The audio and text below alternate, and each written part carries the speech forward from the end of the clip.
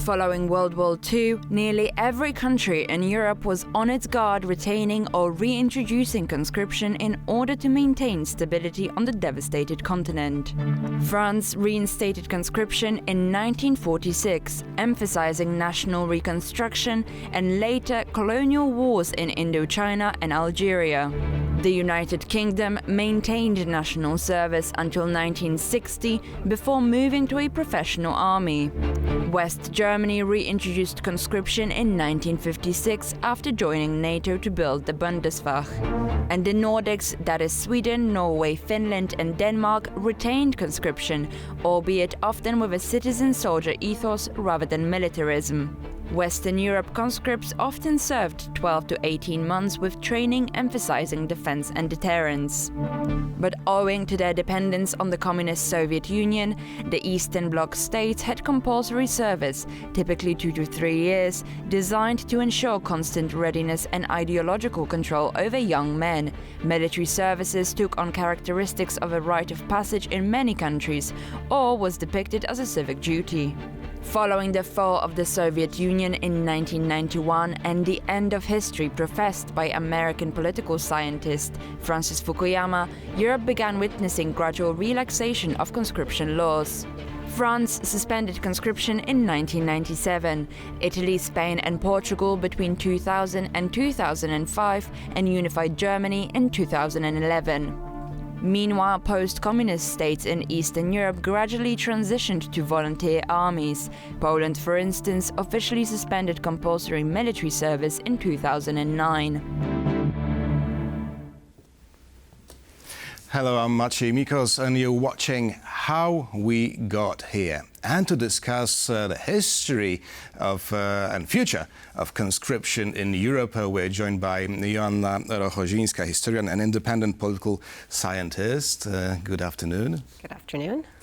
So, after the horrors of World War II, when European decision makers said, well, the peoples of Europe said no more to an armed conflict in Europe, soon after this consultation, mass conscription began in Europe. How to explain this fact? I think it was learning from the mistakes of the past, basically, right? And so you had 2 world wars, one shortly after another, that largely depended not on standing armies, but on mass conscription. And so broadening this to have a standing army that was larger than what had been in the previous century, right? So there were professional armies throughout the 19th century, throughout Europe, but the scale of war increased exponentially in the First and Second World War. And so in recognition of that, I think, and also in terms of creating the North Atlantic Alliance, understanding that the scope of engagement would be different and would probably be more international in order to safeguard the peace that was established after the Second World War, but which also faded very quickly in the context of the coming Cold War. As you said, Cold War, shortly after the hot conflict in Europe, the so-called Cold War, erupted. And so we had very different approaches to conscription in the Soviet bloc and in the west of Europe. Now, how to explain these differences? Well, apart from the ideological foundation of it, but ultimately it was still the same in, how'd you say, if the manifest ideology was different on both sides, the intent of creating a common core of people united in this military service, and so like an esprit de corps, right, that you would have, it was a socializing element for young men as well. United around a mandatory military service. Indeed, right, in defense of the homeland, right, so in defense of your country. And so this is something that's consistent. Again, what the individual ideologies were and how forced it was and what that conscription looked like is a different matter a little bit. But at core, it was still an element of, on one hand, defense, and on the other hand, of creating a common experience around which you could socialize, essentially, right, in terms of civic duty, in terms of patriotism, in a way. So yes, whether it's to the nation state or whether it's to the communist ideology, ultimately they're 2 sides of the same coin, I would argue. But this ideological training you have mentioned, I guess, was crucial to the armies of the East. Well, of course, but I mean, it was crucial to every aspect of society in the East under the communist system. So whether it was the Soviet Union, or whether it was the Eastern Bloc, or even whether it was independent or neutral Yugoslavia, say, it still circled around the same concept, right? So, I mean, you have to understand that wasn't just in the case of military, it wasn't just in the case of conscription, it was across the board on all levels of society and all aspects of social life. Right. In Scandinavia, in particular, sort of a citizen-soldier ethos emerged. Now, this is something else. It's not a soldier that is supposed to be an active warrior, but rather a serviceman to the community. Well, I think it's a reflection of the broader society anyways, and their approach to the social contract, right? So which is quite specific. I mean, also, Sweden was neutral during the Second World War. They didn't fight. The other ones also didn't quite participate in the European theater in the same way. But I would say that it's more reflective of their experiences, both in terms of their military histories, but then in that period of the 20th century already, the kind of like emerging social ethos that they had, that, you know, in terms of like a social democratic states where everybody participated equally across the board, in addition to common defense. Upon the fall of communism, Francis Fukuyama said this is the end of history, which we know it wasn't that very accurate. But it also sort of, you know, made Europe believe that this, in fact, is the end of all armed conflicts on the continent. So was this a mistake to believe Fukuyama? I think that it was a rational reaction to what was happening at the time. It's always easy to cast aspersions retroactively or retrospectively because hindsight's always 20/20. But, you know, coming off of the wave of the movements in the 1980s, culminating in the fall of communism, at least in the Warsaw Bloc in 1989, and then in 1991 with the fall of the Soviet Union, you can understand why the wave of enthusiasm that we're done here, yeah? That somehow we've sorted this problem, the Cold War is over, and we're all going to move inexorably, happily into a future of liberal democracy. So it seems naive in retrospect, perhaps, but I think at the time it was a fair assessment, if naive. Yes. However, Poland joined the club of non-conscriptioners quite late. It was in the first decade of this century, right? Well, I think it's had a not great run of being occupied by its neighbors. So perhaps the muscle memory of that remained a little bit longer, I would say. It is the biggest country, and prior to NATO accession, there was an understanding that was its kind of on its own, but I would say that there's an element of historical muscle memory that makes it understandable to want to maintain a standing army and a conscription service long after others. Was this also the sort of belief that NATO, an idea of NATO, could defend us? The very idea, not not the force behind the abbreviation. I mean, how would you say, the biggest weight of NATO wasn't in the fact of how many guns and how many tanks they had, but the fact that you had a collective security treaty that went beyond anything else, right? And with partners that had been proven. So the deterrent factor of NATO is just as important as the material elements of it, I would say, right? You know, we can talk about this later and how that's wobbling now and how problematic that is. But certainly, up until relatively recently, the idea of a consolidated alliance that stretches so broadly and the deterrence factor of having the Article 5 and all the rest of it was actually, you know, quite strong, I would say, and certainly a driving force. Could you assess how many years, decades has Europe lost in in comparison to its adversaries, like Russia, by abandoning the sheer idea of a mandatory conscription? I'm not sure, I would hesitate a guess to that, because I mean, I think that ultimately what's difficult is that the whole essence of warfare has actually changed in the past decade or so. And so the way that the structures were up until that point are in any case on re-examination of it, even in this kind of ongoing conversation of rearming Europe, and it has to be reassessed in terms of like, what does modern warfare actually look like, and the investment in kind of like very expensive military hardware, as opposed to what the Ukrainians have shown, relatively light and relatively inexpensive drones and so forth, right? And so there has to be a re-examination and reframing of what the military is going to look like going forward. Have we lost time? I think that not reading the signs well over a decade ago and starting this conversation much earlier in terms of what the security parameters around Europe are, where they could go, a little lack of foresight and forecasting. I think that that's probably where we've lost out a little bit. So 2014 and 2022 came as quite a rude awakening for Europe. But before we discuss that, let's take a look at our next report.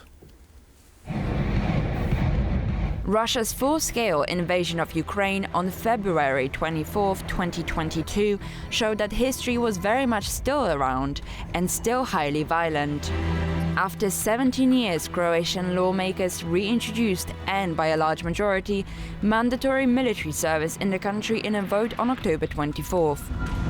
We are seeing a rise in various types of threats that demand swift and effective action from the broader community. But similar moves were made even earlier. In Sweden, conscription was reinstated in 2017 and expanded after 2022 to include more young people for training, and greater emphasis was put on total defense, integrating military, civilian and psychological resilience. Lithuania reintroduced conscription in 2015 after the annexation of Crimea and significantly expanded it post-2022. The country's conscription and reserve system is undergoing reform with an overhaul to enable the drafting of women under consideration. Moreover, service in the active reserve was extended from 10 to 15 years, increasing the reserve force to 47,000. Neighboring Latvia reinstated 11-month-long conscription in 2023, making it mandatory for men aged 18 to 27 and voluntary for women. Estonia, on the other hand, never abolished conscription.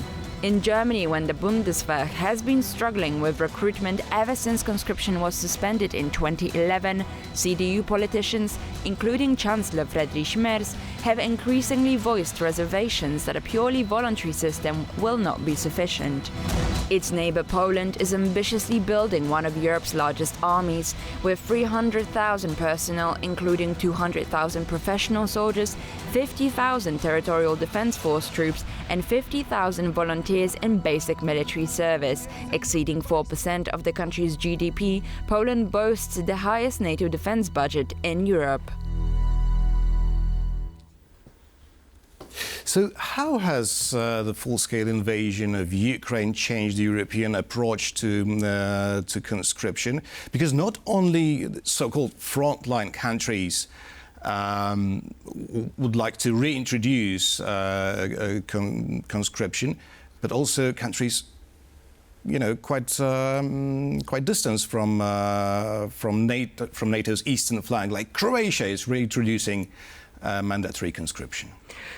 I think that there's a couple of different things. Part of it is the question of what their domestic politics are, I think. I mean, keeping in mind Croatia is also, out of all of those states, the one that most recently experienced kinetic war anyways, with the breakup of Yugoslavia, right? So that's, I think, a particular also experience that they have. You know, Sweden also recently joined NATO as well, or relatively recently. So you have all of these. But could Croatians be afraid of a local conflict in the Balkans? Or rather, of a global I think that they're informed by the fact that there was a recent conflict, right? It makes them more attuned and sensitive to it, right, as opposed to Spain, right, or France, or those a little bit further afield. So you can look at the individual cases and the discussions within the individual parliaments. it's something that is more obvious in terms of the frontline countries, obviously, right? So on one hand, because they had experienced this before, particularly with our eastern neighbors, so there's a greater awareness of it. I think that it's something that's rolling much slower in Western Europe, as they still, in my estimation, don't fully understand what the consequences of the conflict are. The fact that it's still an ongoing conversation, that there is an issue with a kinetic war happening on the borders of Europe, is a little bit more abstract the further west you go, frankly, in my experience. So it makes sense that conversation is also lagging further behind the farther away from the conflict you go. Well, the Germans, Chancellor Friedrich Merz is floating the idea that the current model of the German army may not suffice in case of the worst scenario, right? It absolutely won't. But it also sort of wakes up the demons of the past. We're talking about Germany. Yes, which has had a strong pacifist line in terms of even their engagement in international missions, right? Because of the experiences of the Second World War. Which is totally understandable. And also, you have to remember that particularly in Western Germany, at least through the 60s and 70s, there is also a very strong anti-war peace movement, right? And so that can't be ignored either. And so the internal politics of what that is. But of course, I mean, the legacy of the Second World War is paramount, I think, in a lot of minds. And with the younger ones, it is a little bit that, you know, they have been raised without conscription. They haven't been raised in this idea of militarization, or wars were something that happened far away to other people, as they said. So it coming home requires a very specific shift in terms of mentality and thinking, both in terms of the current electorate and also looking at the future generations going down. Now, recent studies show that European societies in general do not support the idea of mandatory conscription. There was a study in Poland a few weeks ago showing that 10% less Poles support the idea than the previous year. How to explain it? Well, I mean, the very simple one is that nobody wants their son to die, right? So, I mean, nobody wants to send their son to war. And so that's, from a parental point of view, ironically, I think that if the war is closer, that becomes a more immediate consideration. So that's one part of it. In Poland specifically, there is the delicate situation as well, is that you do have a lot of young Ukrainian men here, and whether it's a fact or not, it ends up playing into public perceptions, I think, in terms of, well, why should we go if somebody else is not willing to? And that's a much more difficult conversation to have, I think. You know, writ large, conscription has become such a foreign concept, I think, in these societies as well, is that the idea of being compelled to do something against your will in the service of the state as a concept, I think, is quite foreign at this point.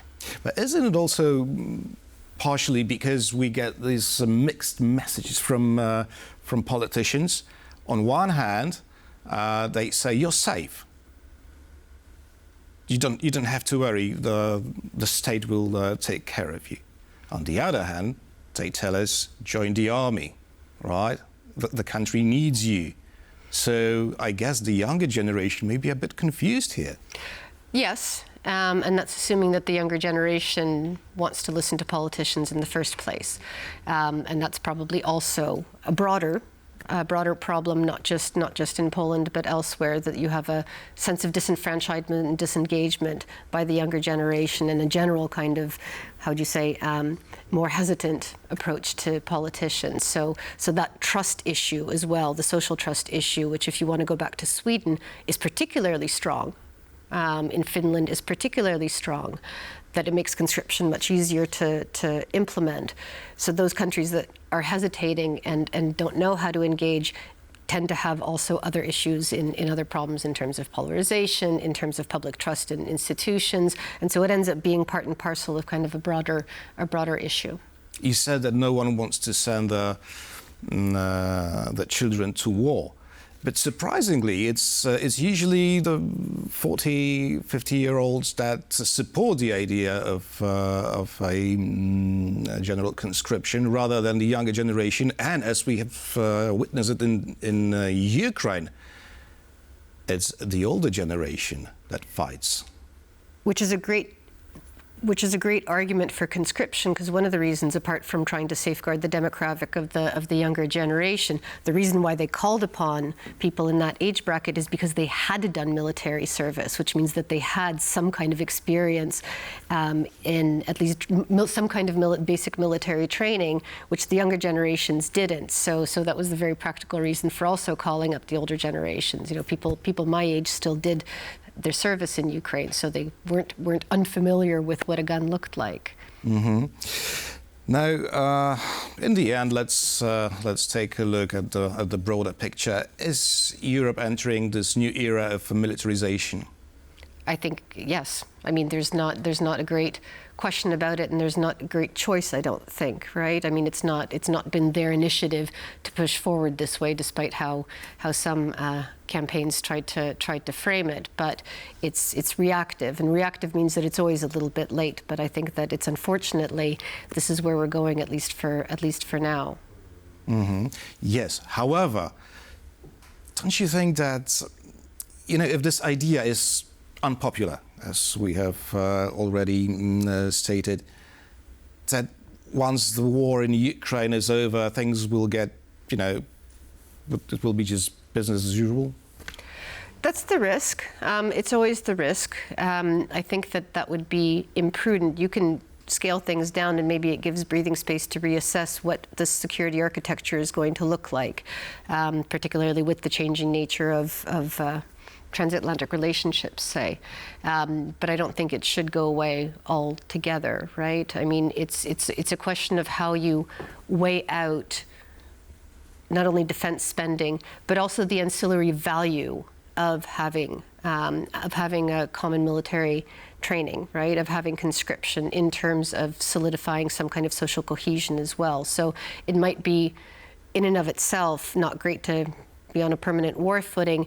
You might look at what kind of the other elements of it are that could actually build the resilience within the society, not just in militaristic terms, but in terms of social terms. Joanna Rohozinska, historian, independent political scientist, discussed with us today the very idea of conscription in Europe. Thank you very much. Thank you. And that's all we have prepared for this episode of How We Got Here. The show will be back on Tuesday at 9:35 p.m. CET.